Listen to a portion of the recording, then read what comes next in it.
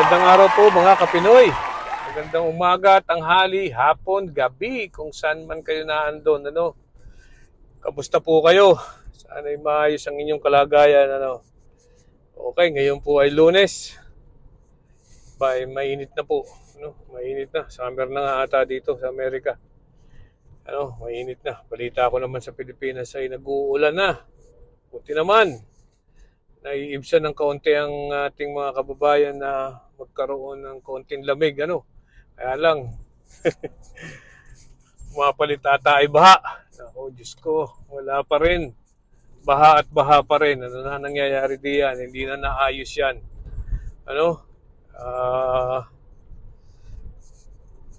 Taon-taon na lang ay binubungkal ang mga karsada dyan sa atin. Inaayos, drainage and everything.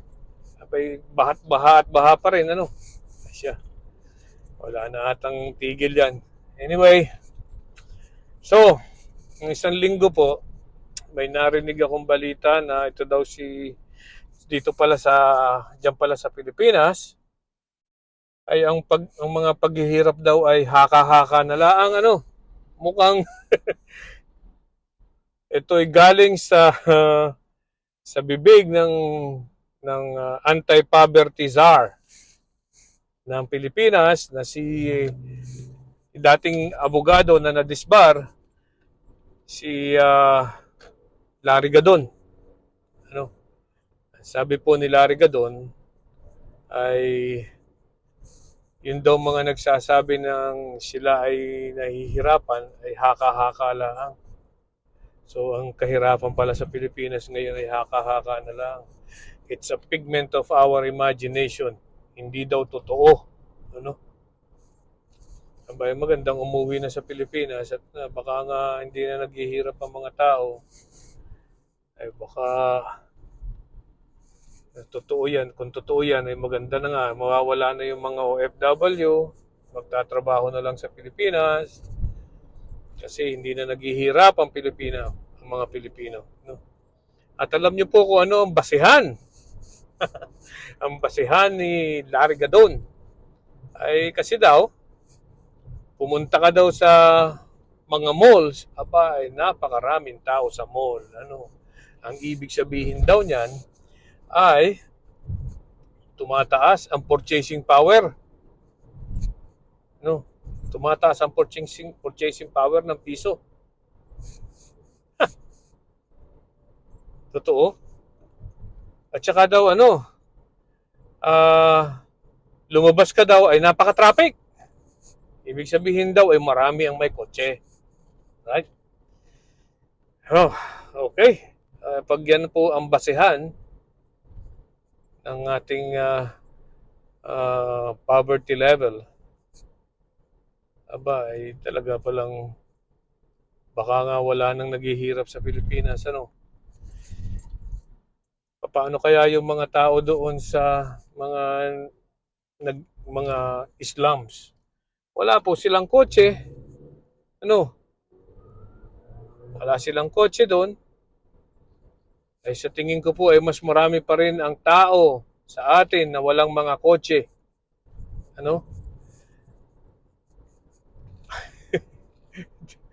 At padalawa,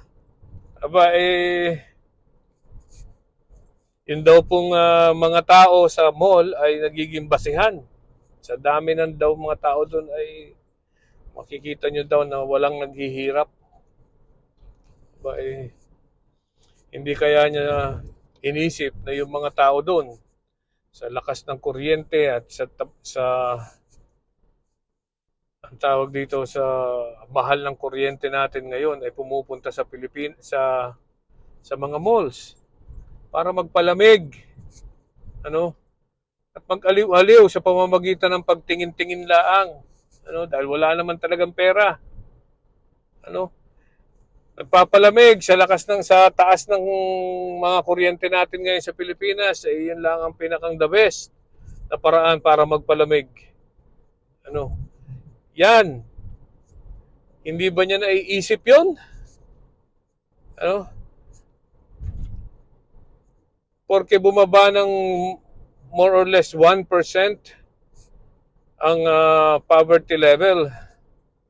sasabihin na ni Larry Gadon na hindi na naghihirap ang mga tao sa Pilipinas. Come on. Be realistic. Ano? Yan po kasi ang nangyayari sa pag ina-appoint mo ang isang tao, na-appoint ng isang tao sa isang larangan na hindi naman niya alam dahil, di ba sinasabi niya na marami siyang pera? Na siya ay mayaman? Ha? Bakit hindi siya tumira sa Baseco? Mga 3 araw lang. Ano? Sa mga 3 araw lang. Doon sa mga Islam area. Kung saan talagang naghihirap ang mga Pilipino. No?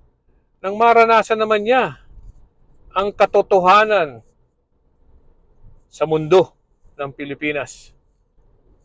Ano? Hindi po, napakadami pa rin po ang naghihirap sa Pilipinas. Ano? At yan pong anti-poverty czar na yan, wala pong ginagawa. Ewan ko, mayroon na bang nagawang proyekto yan? Hindi ko po alam, baka naman meron, ano? Pero hindi po nararamdaman ng mga taong naghihirap sa atin. Ano? Mataas pa rin ang bilihin ng pangunahing bilihin sa Pilipinas. I don't know kung saan siyang planeta nakatira.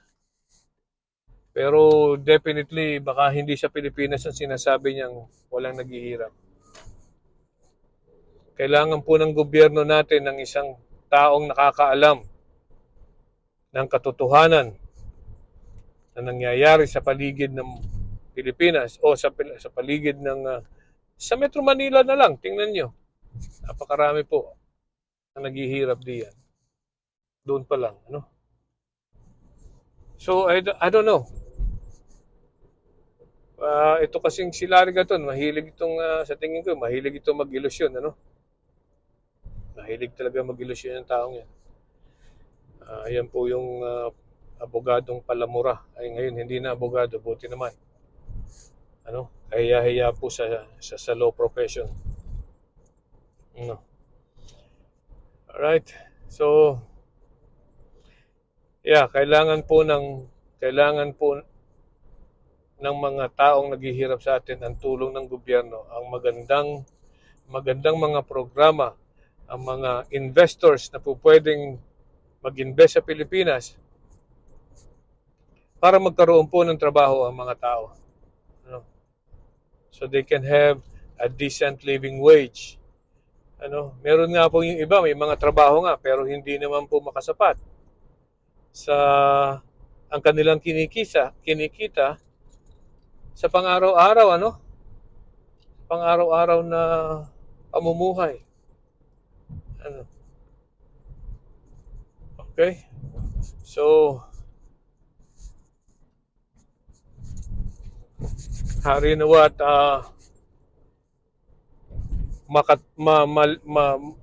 Magising sa katotohanan ang mga nasa gobyerno natin ngayon.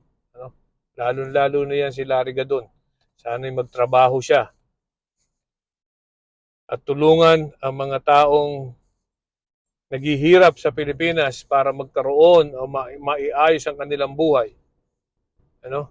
Yan po ay obligasyon ni Larry Gadon at ng gobyerno ng Pilipinas under the leadership of Bongbong Marcos.